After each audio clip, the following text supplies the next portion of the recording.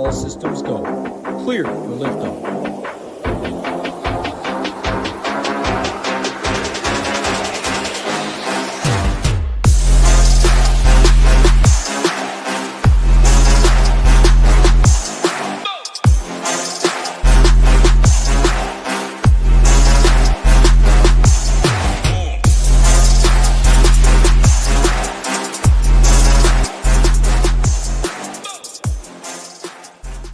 What is going on, golf fans? It's your boy, GS Luke, here with our Round 3 live stream for the Genesis Invitational. Going to get you guys ready for all your lineups tomorrow with a look at the weather report, some strategy out there for Saturday, as well as some lineup construction and a look at some of the shots gained metrics to help us find some plays over there for tomorrow. But first off, hopefully you're having a fantastic Friday and are ready to get it started over here for the weekend. You got Michael down there in chat already, sweaty tryhard here early. Any questions that you guys have, feel free to go ahead and throw those down in the chat. Let's go ahead and hop on in with, first off, a look at the course conditions today and how that may impact play tomorrow. So from round 1 to round 2 was over 2.5 shots easier. And part of that was weather conditions, which were 9-day difference out there from Thursday to Friday, but also the fact that the pin locations were a whole lot easier. So it was the perfect storm of conditions to go out there and make it, a drastic change in conditions. And given that the weather forecast looks really calm once again for Saturday, and it's moving day, when they historically set it up the easiest of any day on the PGA Tour, you would expect the same kind of trend to continue. So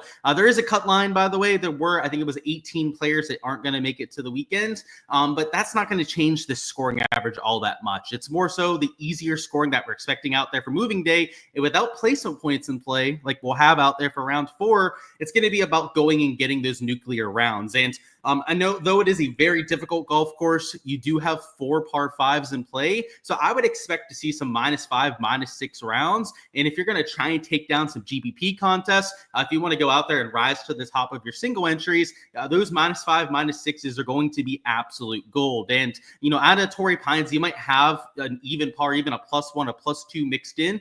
You can live with that as long as you're getting some of those high upside plays. So we'll mention this a little bit more when we're going on, but when we get a Torrey Pines that's playing a little bit easier, I think that you want players that can take this play slow. And my favorite type of skill set to go out there and play those kind of guys would be your second shot players, really good iron players in general. So that means, long term, your elite tier iron guys, even if they haven't started the well this week, I think that you could put them in play. But even the guys that played well out there in rounds 1 and 2, you might want to take a look at out there for tomorrow. So iron play, always something that we're looking at here on the channel, but with the soft greens. And that's really why I'm pointing at that. When you have this start-like greens out there, if you're hitting a really good second shot, you're going to be rewarded for it. It's not like a firm and fast golf course where sometimes it comes down to the off the tee or the putting. This is a golf course where you're going to get rewarded for being a good iron player. So to take a look at this forecast a little bit more thoroughly, that was the HRRR that we were looking at. But over here for Saturday, you'll see that almost all of them look the same. You're talking 6, maybe 7 miles an hour of sustained wind at the very most. It does look like it kicks up just a little bit as the day goes on. So if there was going to be any sort of edge over there for tomorrow, it could be your earlier starters, but we don't quite have the tee times yet. So let me go ahead and refresh this, see if they've posted the round 3 tee times. Not sure if it's going to be threesomes off of holes 1 and 10, or if it's going to be twosomes off of hole 1. Usually for signature events, they do the threesomes throughout the entire week. However, because this one has a cut line, and rather than having 72 players, it's going to be closer to, I forget the exact number, but in the 50s over there for players playing this weekend, they could probably fit in twosomes off of hole number 1. So we'll have to see what they end up deciding tomorrow. But however they set that up, right? You can take a look at the tee times. We'll have that sheet when it gets posted. The earlier starters, I think, the side that could get that advantage. The winds being a little bit lower would be the main reason for that. But the receptiveness of the greens is they're going to get a little bit firmer as the day goes on. So those winds combined with that firmness factor could be like a half a stroke to a stroke difference. And if we go back to today's averages and check on what we saw, it wasn't massive. The wind was pretty consistent the entire day, but it was a 0.4 shot difference. So, that same kind of effect tomorrow, I wouldn't be surprised whatsoever if it bared out that way. Unfortunately, we don't know how the tee times are arranged quite yet. So maybe we'll get those while we're here on live stream and we can revisit that. And I can give you my full thoughts on the weather, but it doesn't look like anything massive, right? If you have some guys towards the latter half of tee times, like don't feel like you have to take them out of your player pool. It's more so the kind of thing I'd be using to break ties. If you're down to your last few players in your player pool and you're trying to choose between a few options, if you've got one that's going off super early, one that's going off super late, and you really can't choose between the two, go with the guy that's going off early. That's usually what I say with these quote unquote weather edges. And you always have to be very prudent with checking on these the morning of, especially if it's a West Coast lock. Like you have no excuses with it locking around midday. Make sure to check up on that, and especially after we get those tee times a little bit later on. We're going to go through some shots gained metrics, but another thing to incorporate into your process would be the stone over there on the SHIPIT Nation site. So this is the round 2 stone, the approach series, one of my favorites over there in the industry. You got the putting series, and of course your round 3 expectations. That's where you're going to have your round 3 historical, where you can see that round 2 historical tab right there, but also that bad round regression. So, maybe some guys that hardly squeaked through the cut line, that perhaps shot over par over here in round 2, you can try and find some low end diamonds in the rough there with that bad round regression tab. And if you can find some good round 3 historical players, match it up with a positive tee approach delta, a positive tee approach over there with the putting delta, that's where you're really cooking over there with the play. So this, of course, was the sheet out there from today. So it's not going to be pertinent over there for tomorrow. Don't be screenshotting this and using it for your process. But for that over there on the round 3 slate, make sure to join SHIPIT Nation and check it out over there.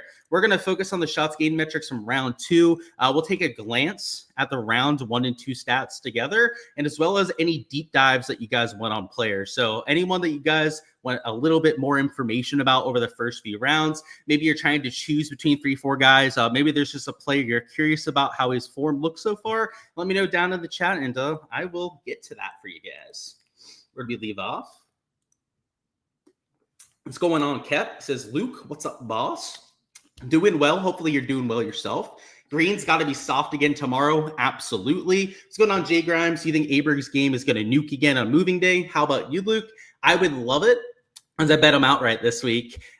Let's take a look at the shots gained metric. So any question like that, I always like to defer to the stats, because, as touts, we can say whatever we want, but it really means nothing at the end of the day, because the stats say everything. And round number 2, he did it in one of the more sustainable ways that you could possibly do it. He gained over a stroke and a half off the tee, over 2 strokes on approach. The putter was hot too, gained over a stroke in that category. Round 1 is where he looks scrappy, and there's a reason why he shot over par. I'm willing to give a pass to players on round 1 just because the conditions were so vastly different than what they were out there for round 2. In round 2, because it was calmer, it's going to be a lot more like what we have for moving day. So yeah, I tend to think that a guy like Aubert that gained across all 4 categories, that was most significantly gaining in the 2 ball striking categories, would set up quite well out there for round 3. So if that's why you're on the Aubert train, I've got to say that I think you're on to something, and let's not do that. I don't know how that ends up happening. I don't know what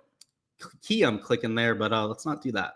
A good showdown day here. Hope everyone else did well as well. I had a pretty mediocre day, if I've got to be honest. I only played in the large field GBP. I actually won 50 max, the big $5, and lost money, which honestly, if you're playing in the big lottery, that's going to happen far more times than not, even if you have a really good player pool. My player pool was just missing a few key pieces. So yeah, not that surprising. Like I said, mediocre, but not going to hang my head about it, because hey, if you're playing those big 150 maxes, you should be used to that. That's quite literally, unless you're in that top 5%, heck, even the top 2%, really, you have to have a top 2% cash, top 1% cash for sure to have any chance of profiting as a 150 maxer. You don't do that, then yeah, you're not going to profit, which I have a very good perspective on, but a lot of people out there maybe don't know that. So that's why I like to mention that, right? Like, I'm not going to be mad about that, because I feel like a lot of people would be. Jay Grimes, you feel the same. Great stuff, Luke. You have become a must-watch. I appreciate that, Jay Steele. And you're good about the typo. I usually figure it out, and I did there. Please do Victor Hovland. Will do, especially because, what is he, right on the cut line, or he missed the cut? Yeah, he missed the cut. So You probably don't want to know anything about Victor Hovland because he's not playing over there tomorrow. So don't make that mistake. So question, what's a good way to decide who to take out of your player pool? Great question, Kep. So we're going to go through some ball striking poppers, some good round two approach stats. That's what I'm looking for in players. You don't want guys that did it and got it done lucky, right? Like that putted way over their head.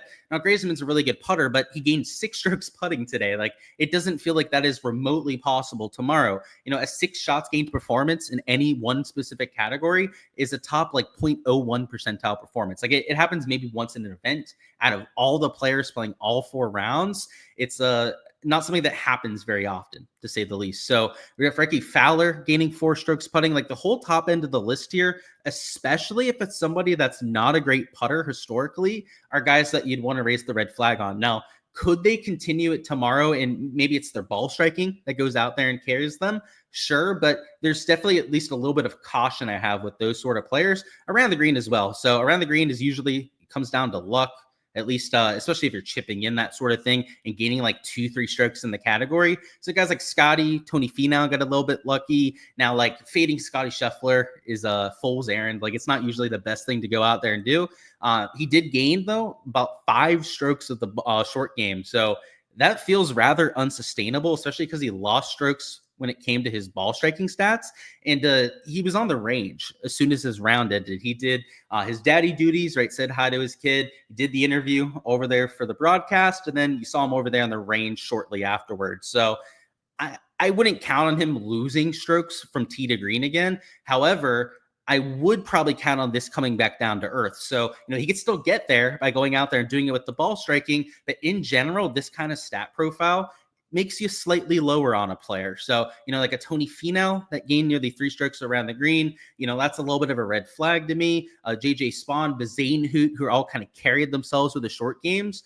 Denny McCarthy, you throw into that same kind of conversation, are all players that could come crashing down to earth. And when you're a guy like Denny McCarthy that's had 2 of those rounds in a row, that's when you really want to be, paying some caution to these players. So, like if it's the ball striking for a player, so let's go back to the top end of the leaderboard real quick.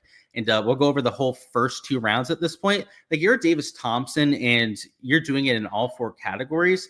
Like I'm not going to play him because he's chalk over there in round 3 showdown. There's no reason really to play a mega chalky guy like Thompson at the top of the board, especially if it's not round 4 showdown. But like his stat profile is actually pretty good. So if he went out there and he torched again tomorrow, I wouldn't be completely mind blown. Like a Scotty Scheffler, he had the really good ball striking day in round 1. So he's still positive in those 2 categories. But like a Denny, right? That's a red flag right there. But guys like an O'Bear, you wouldn't be that surprised if he went out there and continued it. A Rory McIlroy, positive in all 4 categories. Like you wouldn't be that surprised if he went out there and continued it. And heck, even Patrick Rogers, right? Respect to my guy P-Rod over here, gaining in all 4 stat categories. Like these are the kind of players that you could see doing it all 4 rounds. And, obviously the jury's still out on all these sort of players, but they're definitely guys where you don't feel as confident about them. So like, for example, guys like Dunlap, Wyndham Clark, they are particularly talented putters, but they're carrying their games with their putter at this point. Now, you do have a pretty hot iron player out there with Nick Dunlap, so maybe he's got a better chance to go out there and keep it going. But guys like Wyndham Clark here, right? It's only his putting where he's out there into the positive. So, those are the kind of guys that I'm a little bit more hesitant to go out there and deploy. So that's it for the guys that are maybe lucky that you'd want to avoid. But that's the other side of the spectrum, right? You want to look for the ball strikers. You got to kind of downgrade some of those players as well.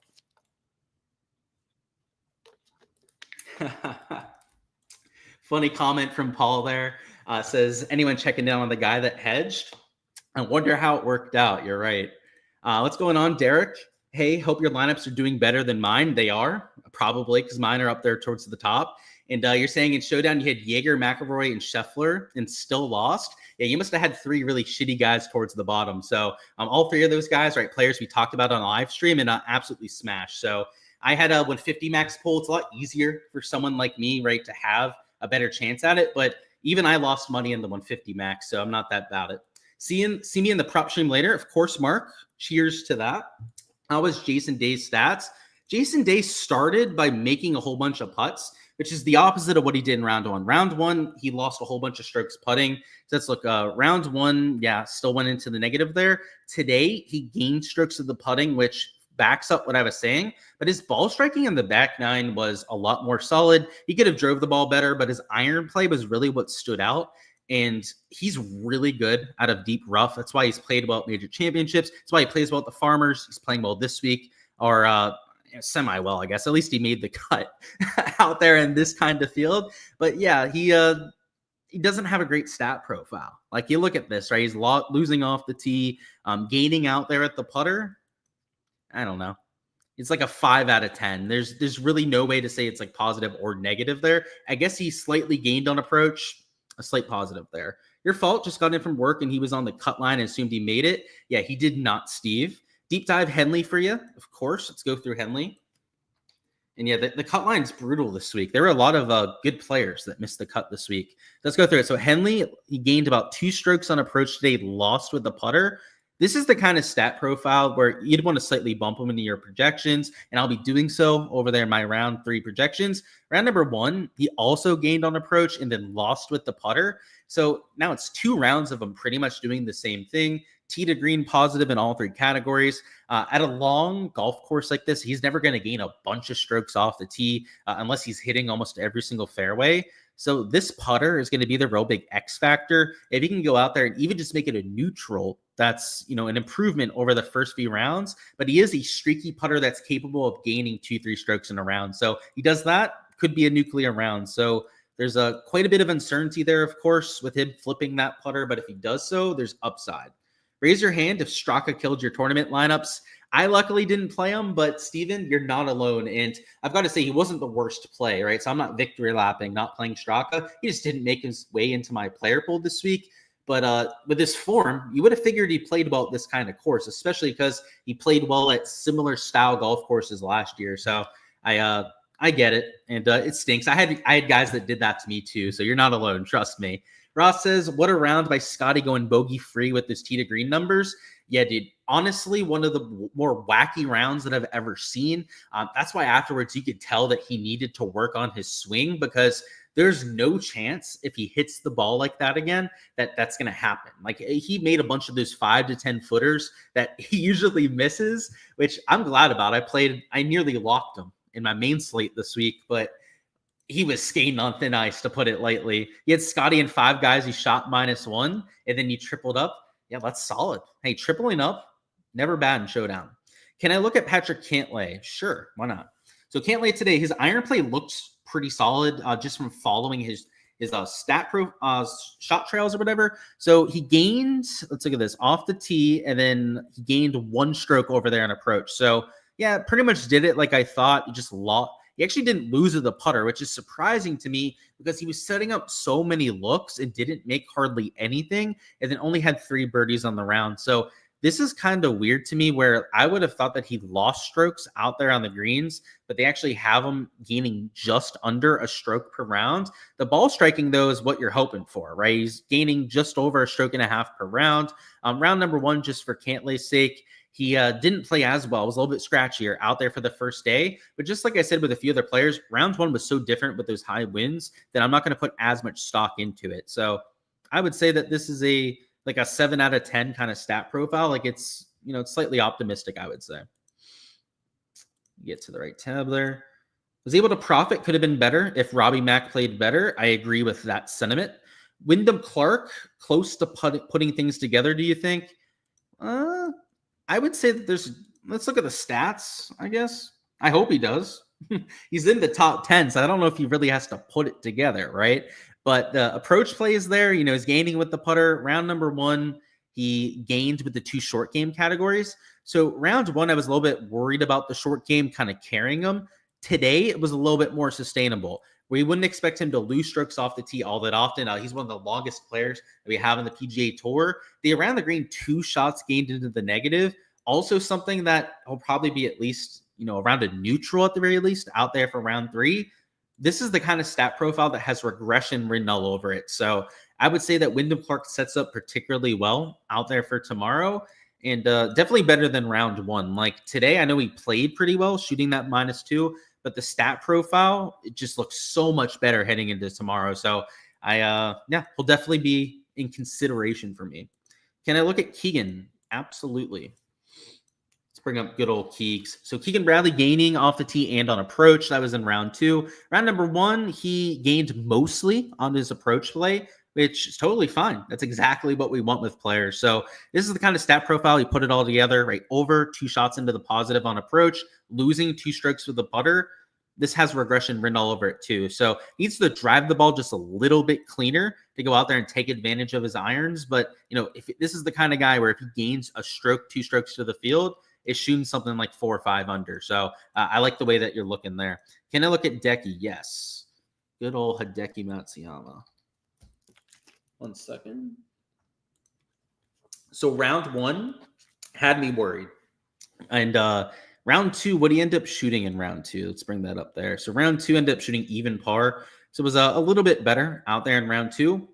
But look at these round 1 shots gained, right? He lost nearly 3 strokes over there with the approach play, carried himself into 2 short game categories.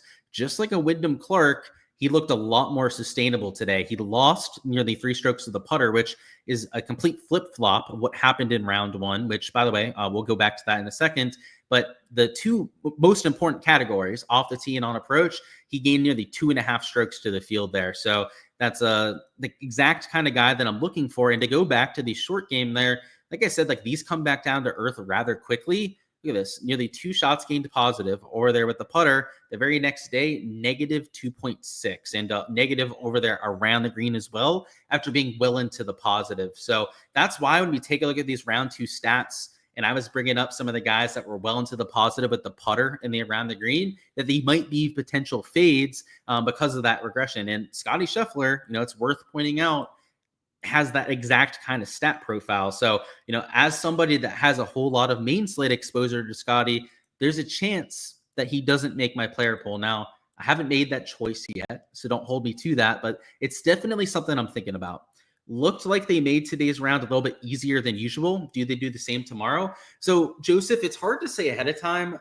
It was obvious, though, looking at the pins, that it was going to be easier. I do that on my prop live streams on my channel, which will be a little bit later on tonight, by the way. I'll be doing the prop and betting stream on my channel, but I go over them there, and yeah, they were super easy. And not only was a lot of shorter pins, which with soft conditions is advantageous, but you also had a lot of bowl pin locations where if you ended up missing a little long, sometimes it was a little left where you'd get a little bit of a side slope. You're able to get it closer to the hole in a lot of cases. So the first round, they were called high and dry pin locations. That's the philosophy that the PGA Tour calls it when they set up the course like that. And it was because they had all that rain, right? When you have all that rain coming through, they set up a golf course to the high point of all those greens. And without to get too technical about it, I did that over there on the prop stream yesterday. But it's just harder to get to those high pin locations. You have slope working against you. It makes the chips harder to get to. And sometimes there's slopes just behind the pin that also make it really hard to get it close. So that was why there was such a big difference in the scoring. Now, why I say it's kind of hard to know is that a lot of times round 3 is the easiest setup. So you might think that it's going to get a whole lot easier, but from looking at the pins yesterday, they were about as easy as they could possibly get. So they might actually get a little bit harder. So you're going to have to take a look at the pin sheet, maybe go through some of the contours on the greens. If not, just check out my live stream a little bit later on, and we'll go through them together, because that is always on the agenda. It's one of my favorite things to do. Tee Times posted 2 sums off of 1. Thank you for the heads up, Andy. And just to get back to that, to show everyone, that changes things a little bit. I thought there was a chance it'd be 3 sums off of both sides. But yeah, this 2 sums, and it starts at 10 a.m. Eastern. So that's 7 a.m. local time. Wow. So going off super duper early over there on the West Coast. The last tee time's at 2 p.m. So this is a solid, 4-hour spread, 4.5-hour spread out there from the first to last tee time. I prefer this kind of setup because, to go back to the weather, to give us our strategy on that side, it does look like the wind might kick up a little bit in the afternoon, and the golf course is going to dry out because, unlike today where it was cloud, well, I guess it was sunny for a lot of the day, but it's going to be sunny again tomorrow. So it's going to dry out even more than what it dried out today. So in the morning, you might still have a little bit of that, dampness to the greens. You might still have some receptiveness. By the late afternoon and that wind kicking up, that could make a difference with the scoring. So I'm expecting maybe like a half a stroke difference between the morning and the afternoon. So it's still not something I'm going to go all in on. Like, I'm not going to play only guys going off early, because those guys are also at the bottom end of the leaderboard, right? In most cases, they're out of form, but mixing in 2, maybe even 3 guys starting off early could be the play over here on Showdown, because if you do so, you get a half a stroke advantage. God forbid if it's anything bigger than that, that'd be fantastic to go out there and play in lineups. And then you have 2-3 guys later on that are playing better golf that you feel a little bit better about starting later, and that maybe don't have the nuts conditions that can still go out there and shoot a low score. So it's kind of like a showdown slate in that kind of vein, where you have some early guys mixed in with some later guys up there towards the top. But it's not for the placement points, right? It's more so to have, part of your guys getting a potential weather edge, and then the rest of them being guys that are playing a little bit better. So again, keep an eye on the weather tomorrow. This could change. Tomorrow morning, if we wake up before lock, which will be earlier, right? It's 10 a.m. over here on the East Coast. Still early enough. Still late enough, I should say, to go out there and wake up beforehand. So no excuses to not go out there and do so. But if we wake up and it looks like it's cranky in the afternoon, like let's say the forecast changed, maybe you want to go out there and adjust your process a little bit. So I just want to throw it out there, because it is something that happens from time to time. The weathermen are fickle with those forecasts. They can change quite a bit. Let's see. Thank you. Of course. You have some understrokes on a few guys there.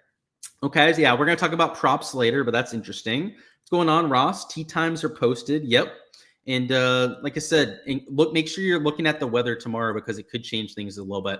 All right, let's go through some lineup construction together. So over here on DraftKings, we're going to go ahead and talk about what you should be thinking about when building lineups. So unlike a round 4 showdown slate, where you might want to take some guys starting towards the top, like no matter what, you're not forced to do so. So if you're a 150 max player, maybe you're even in a single entry and you just really want to lean into the weather edge, you could conceivably go out there and play 6 guys that are starting early. And if you're going to do so, it's going to be super low owned. So I think in single entries, you might be overdoing it a little bit, just because you don't have to have all low owned players in single entry. Or you're only playing against a couple hundred entries in most single entry contests, maybe 1,000 in some of the really big single entries that you have out there in any given slate. You don't have to have a whole bunch of leverage like you do in a 10,000 entry contest.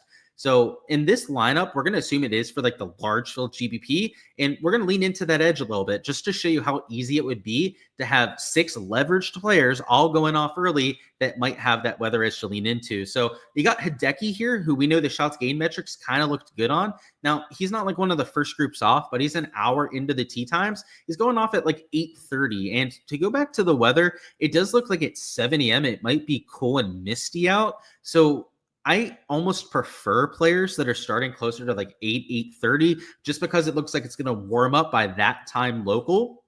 So a player like Hideki, who's starting there at 11:25 Eastern time, could be a player to look out for. So let's go ahead, throw him in there at $9,800. I haven't ran my projections quite yet, but I can tell you for certain that he's going to be lower owned than the rest of the players around him. Now, the guys towards the top in general is still going to have some ownership behind them, but compared to some of the chalky guys that are in the top 5, top 10, he's going to be significantly lower owned. So potentially a piece of leverage to mix in right off the bat. So let's use him. And then let's see who else we can mix in here. So I'm just trying to think about some of the guys that we saw on the shots gained list.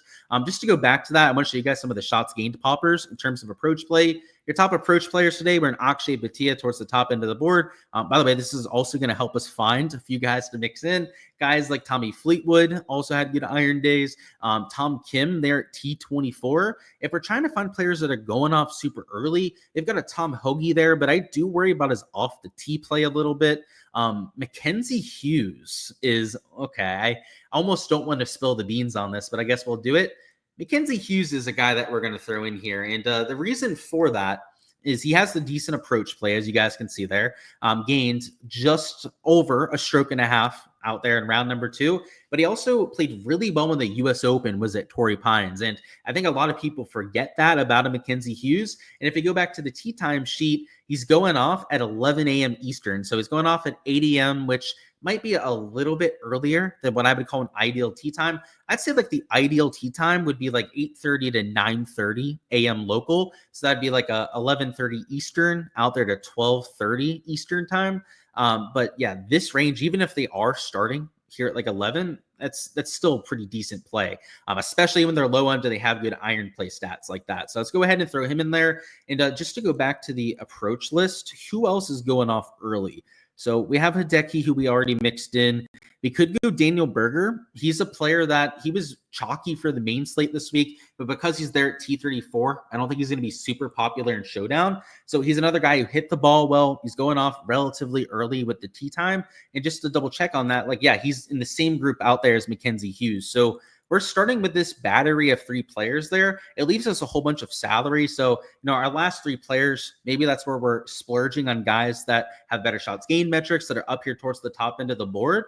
But we've got Hideki, who is a spend up, but Mackenzie Hughes and Berger here, they're giving us that leverage that we desperately need. And in that large field GPP, that's why taking this weather edge, and I think kind of leaning into it, at least with 3 players in a lineup, makes a whole lot of sense because it makes you get different to the field. It not only could give you a half a shot advantage on a few players, but you're also going to get that lower ownership. So, the more I go through this and the more, we think about building a lineup, the more I like the weather edge out there for tomorrow. So obviously when I wake up, when we check the weather forecast, I'm going to hope that that PM wind kind of kicks up. And if it does, I may really skew my lineups towards the AM. So as previously mentioned, you could go all AM here. You could just take, like, let's see, and Taylor Pendrith there at T48, who, let me refresh this.